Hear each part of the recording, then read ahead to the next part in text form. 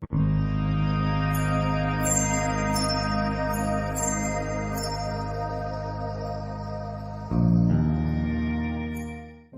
you for joining Mother and Refuge of the End Times.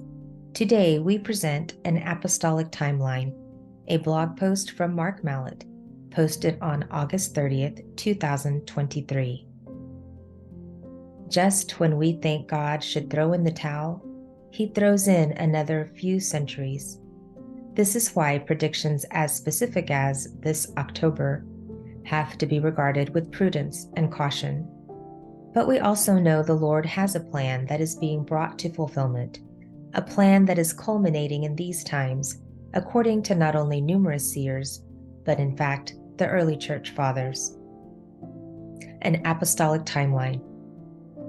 Following the scriptural maxim that one day is like 1,000 years and 1,000 years like one day, the church fathers broke history into the 4,000 years from Adam to the birth of Christ, and then the 2,000 years that follow.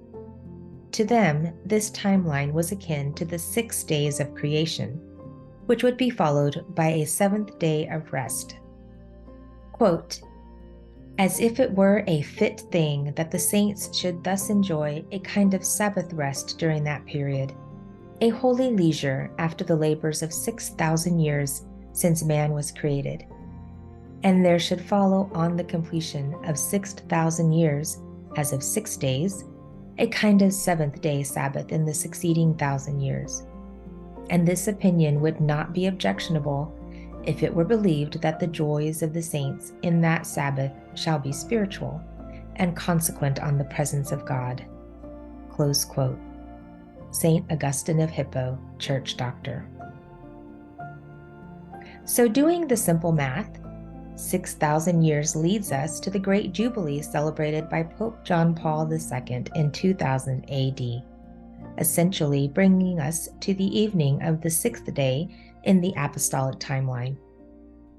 According to sacred tradition, then, we are crossing the threshold of hope into the coming Sabbath rest or Day of the Lord, and what mystics have called an era of peace. This has been confirmed in the ecclesiastically approved writings of Servant of God Luisa Picaretta, whose core message is the fulfillment of the Our Father. Thy kingdom come, thy will be done on earth as it is in heaven in these times. Quote, in creation, my ideal was to form the kingdom of my will in my creature's soul. My primary purpose was to make each man the image of the divine Trinity by virtue of the fulfillment of my will in him. But by man's withdrawal from my will, I lost my kingdom in him, and for 6,000 years I have had to battle. From Luisa's Diaries, Volume 19, November 6th, 1922. There's that 6,000 year or 6-day timeline again, after which Jesus and Scripture promises not the end of the world, but a renewal. Quote, my beloved daughter, I want to let you know the order of my providence. Every 2,000 years I have renewed the world. In the first 2,000 years, I renewed it with the deluge. In the second 2,000, I renewed it with my coming upon earth when I manifested my humanity, from which, as if from many fissures, my divinity shone forth. The good ones and the very saints of the following 2,000 years have lived from the fruits of my humanity, and in drops they have enjoyed my divinity. Now we are around the third 2,000 years, and there will be a third renewal. This is the reason for the general confusion. It is nothing other than the preparation of the third renewal. Close quote. Jesus to Luisa, January 29, 1919, Volume 12. The general timeline has been in front of our eyes the whole time. We are on the threshold of a new birth, but new births are always preceded by labor pains, and that is what we are experiencing now, though for how long no one knows. What is certain is that we are the generations whom the Church Fathers spoke about, the ones who would pass from the 6th into the 7th day ushering in the kingdom of the divine will. Quote, Scripture says, "And God rested upon the seventh day from all his works. And in 6 days created things were completed. It is evident, therefore, that they will come to an end at the 6,000th year. But when the Antichrist shall have devastated all things in this world, he will reign for 3 years and 6 months, and sit in the temple at Jerusalem.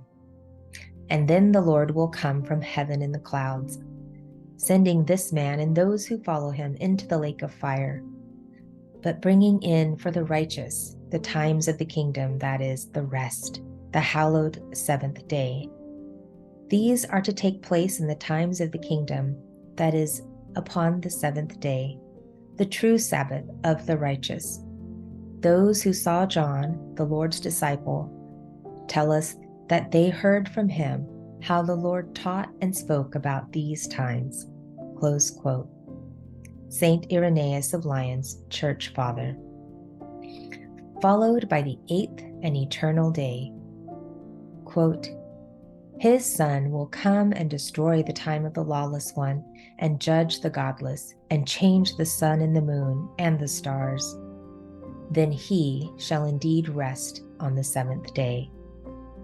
After giving rest to all things, I will make the beginning of the 8th day, that is, the beginning of another world." Close quote. Letter of Barnabas, written by a 2nd century Apostolic Father. Your support of Mother and Refuge of the End Times is much appreciated. May the Immaculate Heart of Mary be your refuge, and may God bless you and keep you. Amen.